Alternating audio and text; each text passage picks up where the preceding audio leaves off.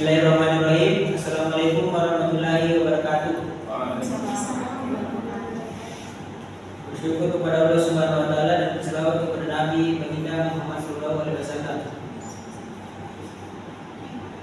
Baik yang kami hormati Bapak Ustaz Effendi SPDI FPDI selaku dosen pengampu mata kuliah pengembangan kurikulum dan teman-teman sekalian yang kami hormati. Baik, perkenalkan kami dari kelompok 3 yang beranggotakan saya sendiri atas nama Muhammad Alfiansyah dan rekan-rekan saya yakni Ibu Rohia, Ustaz Baer dan saudara Muhammad Heru Cahyadi. Baik, adapun materi kami yakni mengenai fungsi dan peranan kurikulum. Adapun materi pertama yang akan dibawakan oleh saya sendiri mengenai materi peranan kurikulum.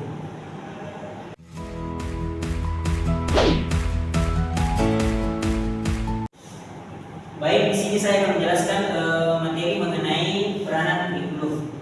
Menurut Umar Malik, ada 3 jenis peran kurikulum yang dianggap sangat penting. Yang pertama itu peran konservatif, di mana peran konservatif ini melibatkan suatu kurikulum dalam mempertahankan dan meneruskan nilai-nilai budaya masa lalu yang masih relevan bagi perkembangan positif peserta didik di masa depan.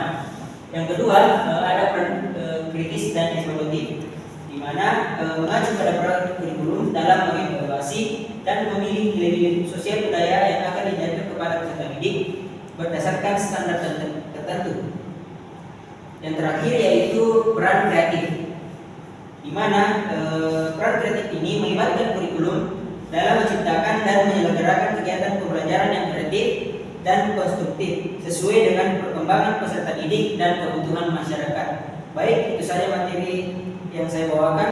Baik, materi selanjutnya akan dibawakan oleh saudari Adi Rohia mengenai fungsi utama dari kurikulum. Kepadanya dipersilakan.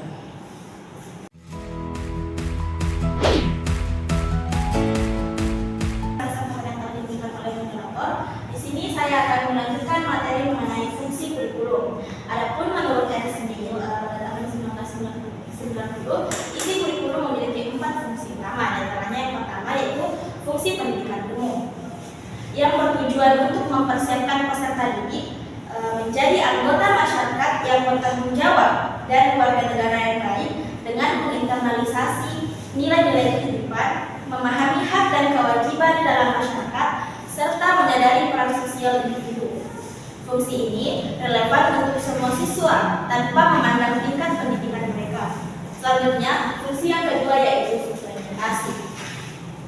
Pada fungsi ini, yang menekankan pentingnya kurikulum memberikan dukungan individual kepada setiap siswa sesuai dengan perbedaan kemampuan, minat, dan bakat mereka, sehingga setiap siswa memiliki kesempatan untuk berkembang sesuai dengan potensi mereka masing-masing. Selanjutnya, fungsi yang ketiga yaitu eksplorasi. Fungsi ini mengidentifikasi dan mengembangkan minat serta bakat unik dari setiap siswa sehingga mereka dapat belajar sesuai dengan minat dan bakat individu tanpa merasa terpaksa. Penting untuk menggali potensi bakat mereka yang terkadang tersembunyi pada setiap siswa. Selanjutnya, fungsi yang terakhir yaitu fungsi keahlian. Fungsi ini menekankan pada pengembangan kemampuan sesuai dengan bidang keahlian yang didasarkan pada minat dan bakat siswa yang melibatkan penyediaan pilihan bidang keahlian seperti perdagangan, pertanian, industri, dan disiplin akademik, sehingga setiap siswa dapat memiliki keterampilan yang sesuai dengan spesialisnya. Kolaborasi dengan ahli dalam berbagai bidang diperlukan untuk mengembangkan kurikulum dan menentukan kemampuan yang harus dimiliki setiap siswa sesuai dengan bidang keahliannya. Mungkin itu saja yang dapat saya sampaikan. Saya kembalikan ke moderator. Baik, materi selanjutnya akan dibawakan oleh saudari Ustaz Baer yakni fungsi kurikulum dari sudut pandang siswa. Kepadanya dipersilakan.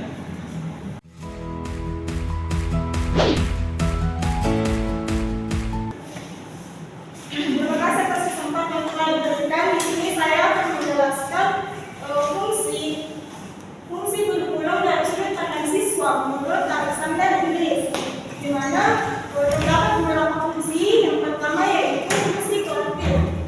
Nah, fungsi kolektif ini membantu siswa beradaptasi dengan lingkungan mereka secara umum, seperti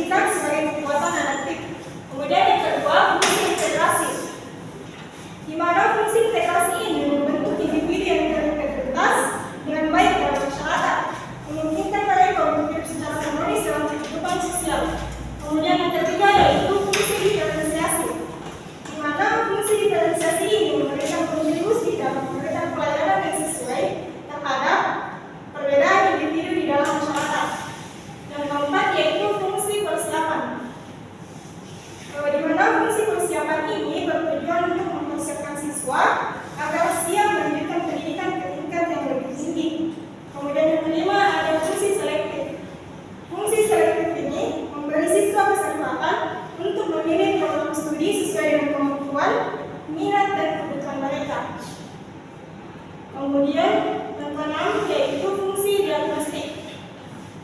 Di mana fungsi diagnostis ini membantu siswa memahami diri mereka sendiri untuk mengoptimalkan potensi diri mereka. Kemudian itu saja penjelasan dari saya kembalikan kepada Bapak.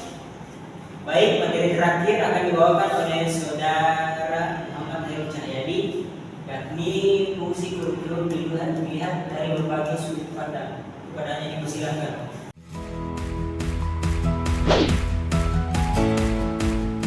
Terkait atas kesempatan yang diberikan di sini, saya akan membahas materi tentang fungsi kurikulum dilihat dari berbagai sudut pandang. Yang pertama itu fungsi kurikulum untuk mencapai tujuan pendidikan.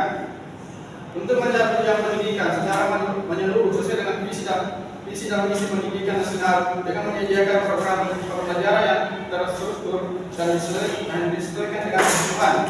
Yang kedua itu fungsi kurikulum bagi kepala sekolah.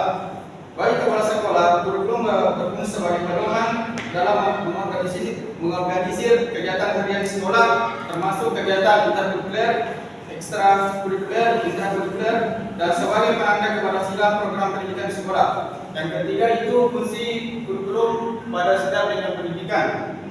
Kurikulum di setiap jenjang pendidikan saling berhubungan untuk memberikan kesinambungan yang jelas dalam pendidikan. Pengembangan kurikulum di satu tingkat pendidikan menjadi landasan bagi tingkat pendidikan berikutnya. Yang keempat, fungsi kurikulum bagi guru. Bagi guru tidak hanya melaksanakan kurikulum, tetapi juga terlibat dalam pengembangannya.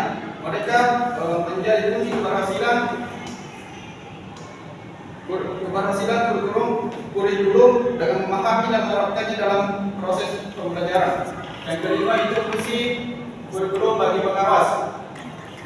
Kurikulum menjadi pedoman bagi pengawas dalam mengawasi kegiatan pendidikan di sekolah dan memberikan bimbingan kepada mereka. Mereka juga menggunakan kurikulum sebagai tolak ukur dalam meningkatkan kualitas pendidikan. Yang keenam itu fungsi kurikulum bagi masyarakat. Kurikulum memberikan pengetahuan dan pemahaman yang lebih luas kepada masyarakat dalam berbagai bidang kehidupan. Masyarakat turut memberikan dukungan dan masukan terhadap implementasi kurikulum di sekolah. Yang ketujuh itu adalah fungsi kurikulum bagi pengguna lulusan. Instansi dan perusahaan menggunakan kurikulum sebagai dasar dalam menilai kualitas dan kompetensi calon pegawai. Lulusan juga memahami kurikulum yang mereka tempuh untuk meningkatkan kualitas diri mereka dan kompetensinya. Mungkin saja pemaparan materi dari saya. Baik, mungkin itu sajalah pemaparan materi dari kelompok kami. Kami ucapkan banyak terima kasih kepada teman-teman sekalian. Kami akhiri, wassalamualaikum warahmatullahi wabarakatuh.